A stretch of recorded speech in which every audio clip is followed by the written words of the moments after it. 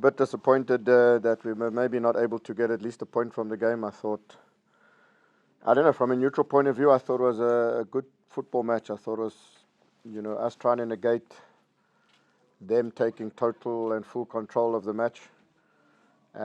Just allowing them to dictate and build up without trying to apply pressure and trying to sort of disrupt their build-up pattern. So I thought we executed it fairly well. It's not always possible. They're just good enough individually and decision makers and execution that you can't always stop it. But I felt that, we did ask them enough questions, whereas they normally control matches a lot higher up the pitch. I felt that we took a lot of that away from them, although there were moments, obviously, where they do get high up the pitch that they did control, but it wasn't as much as they normally do. We're a little bit unlucky now and then with just interceptions, just a little bit here and there, nicking the ball off them, and then a free kick being given, and then, we lost that moment. So I thought, especially first half, it was a really good tactical battle. We know Sundowns are a good enough team that they will create chances. You cannot play against a team of their caliber without them getting in behind and having combination around your box. It was just about seeing those moments out, suffering a little bit in those situations, knowing that if we can see that out, we'll have moments where we can perhaps look to transition and, maybe catch them. But they know that, so they're obviously well coached, whether it be tactical fouling, whether it be just, discipline and defense, making sure that there's always two players. And, I think we're playing well enough as a team and showing that we're starting to get the respect of even a team like Sundowns. So, when they start playing sort of players and positions to negate what your strengths are, and then to bring on two centre backs at the end of the game. But obviously the penalty miss is massive. I mean, against a team of their caliber, you don't get too many opportunities. So when you do get opportunity from the penalty spot and you don't score, already a tough task becomes even tougher. So it would have been interesting to see how the game panned out had we taken the lead.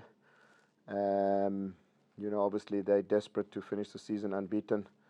They would have had to really come out at us to get themselves back in the game, and then maybe. But as long as they were sort of 0-0, 1-0, they manage situations well, they manage games well. We've played them twice in the last sort of 2 weeks.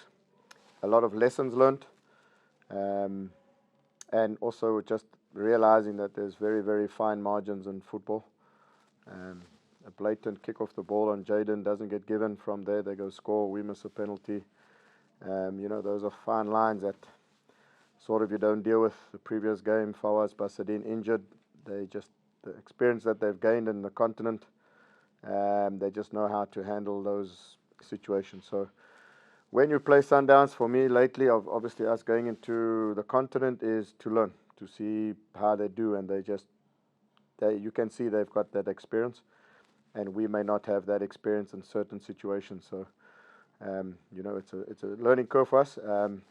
But yeah, I think if we just continue doing what we're doing, we can start closing the gap on a team like them. I don't think we're close to even coming sort of matching them, but I think if you aim to close the gap on a team like Sundowns, you will improve yourself and get hopefully yourself away from the others in the league. But a tactical battle today, fine margins.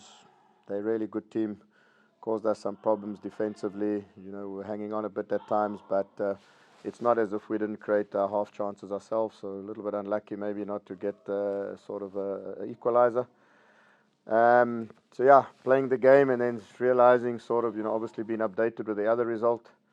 It was a situation, listen, we just try and get a point or win it. It's, if the scoreline with Pirates was going to stay the same, whether we got a point or lost wasn't going to make the biggest difference. It's still in our own hands. But yeah, I don't think one will get 3 lifelines in 3 weeks. So it's our responsibility next week to win a football match against Richards Bay, which would then turn out to be a really, really incredible season. I think mentality-wise is going to be also key. I think we have to be prepared for the unknown, and we have to be prepared for what's going to be thrown at us. So I know the question was asked to Rulani if we'd asked them for help. We have already. not from a footballing side of things, but from a logistic side of thing and how, to approach certain things. I don't know whether we'll be able to charter planes and send chefs ahead in advance, but there are certain things that we can learn, and it would be unwise for us not to speak to a team like Sundowns from a footballing point of view on and off the field. I think one can just see how they've sort of matured as a group of players. They know how to win, and once you know how to win, you become a difficult team to play against. So, yeah, depth is key. Michael Morton's doing well these days on Facebook. There, he's got some interesting facts and stuff. So, according to him, so I'm speaking under correction, that no Sundowns players started more than 20 matches in the DStv Premiership. If I look at my squad, there's players that have been playing 30 games, 28, 29.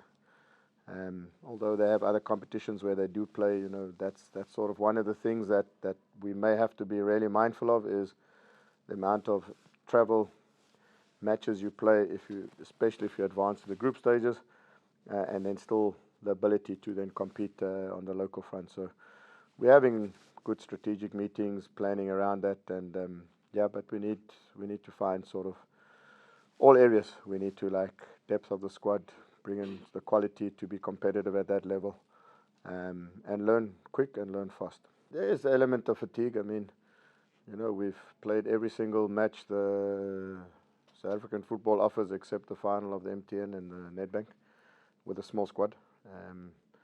Antonio van Wyk this morning woke up and was feeling a knock from yesterday's training, so he had to pull himself out. So I brought in Rulani Mini, which leaves only 2 other players not in the squad today. Look at Sundown squad, how many would be left and that. So a bit of fatigue has crept in, and obviously when you have a 25 unbeaten run broken, you need to pick yourself up quickly. And in those matches, when a couple of those games are against Sundowns, it makes your record look maybe worse than what it is, but it is what it is. Rulani, by a country mile. I mean, they're 22 points ahead of us, and they've got a game in hand. So it's just, he deserves it. To keep a winning team winning, to keep, like he said, it's not easy. It's the respect I have for him and Sundowns is that although they win so much, they still want to win more. You can become complacent and, not really, with the leagues in the bag and we've got this, let's just concentrate on the Nedbank. But they're a proud club. He's built a good, strong mentality amongst them, a winning mentality. So Rulani deserves it without question. Yeah, today, obviously, as I said to you earlier, is that they're well coached. They play a really good line. We know one of our ways we can maybe ask them questions is the ball over the top. So sometimes it was played a little bit too early and too hasty and too often. But then at the same time, when they're on the halfway line, they've got 10 players in your half, so it's also not easy to play. So, you get caught between a bit of a difficult situation. But I thought we were good today. I thought the effort was good. I thought in many aspects, we held them, and you can see they're a better team. They're the best team in the league. You can't hide away from the fact that they just are. But we will get there. We're rising quickly, and we're not going to stop. We're coming. Just getting the balance right of how many of our sort of really talented DDC players, form part of our squad, and also then obviously strengthening in certain areas. So at this stage, we will be a bigger squad. It's just getting a really good balance of, between economics of the game. So, you can say we want a bigger squad, but that costs you a lot of money. So, it's just getting a good balance of getting a more rounded squad. You don't want to go to play in Africa and you're leaving 4 players back. What do 4 players do? Can they train? Probably tough. So if you go, you want to have at least 8 to 12 players that are back and doing their thing. So we will increase the numbers of the squad, yes.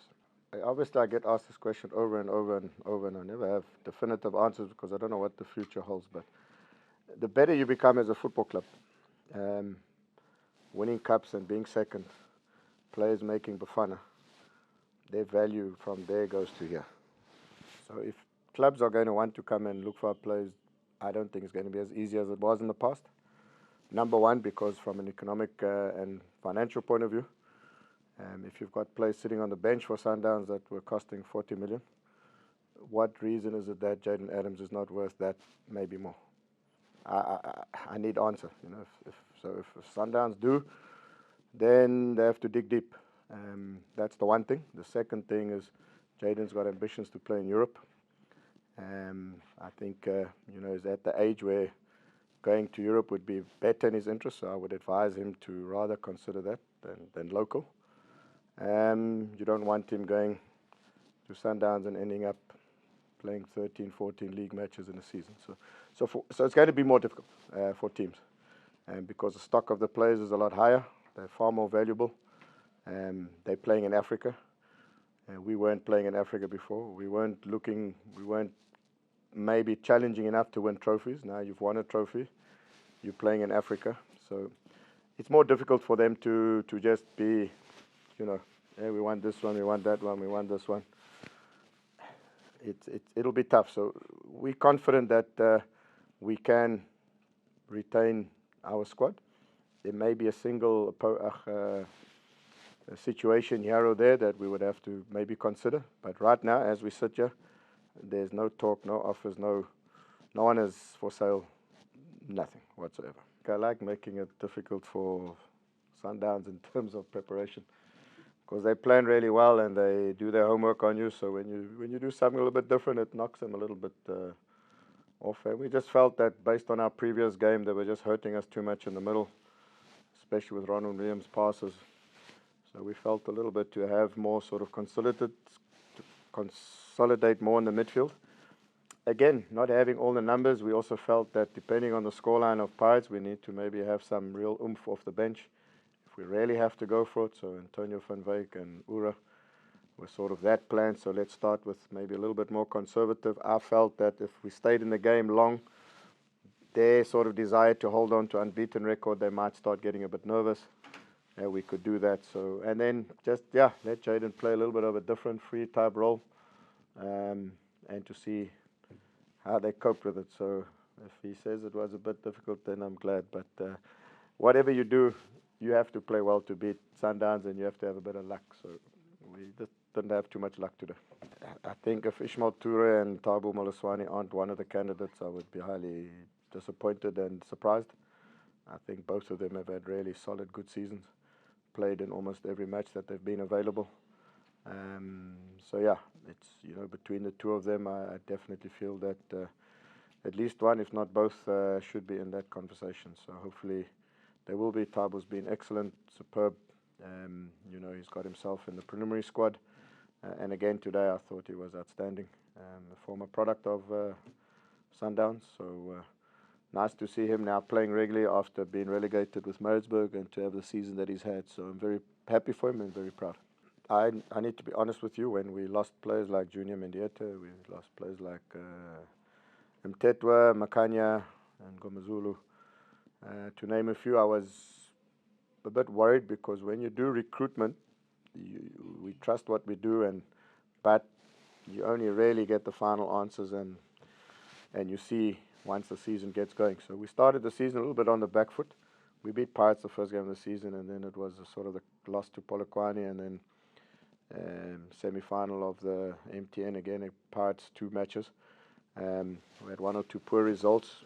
A lot to do with losing players, red cards, or Super Sport and Swallows. So after 8 games, we were not really in a good space, and that took a while to figure out, Toure coming in, Ura coming in, Thabo coming in, Janino Palace coming in, Salifu coming in, to sort of figure out what their capabilities are. And once we found it, we clicked and we had. So I think it was, if I had to put one finger on one of the things, is I think our recruitment was really good. If you look at all those players, they've had really good seasons. They've added value, they've played minutes. So they've come in and made a big difference.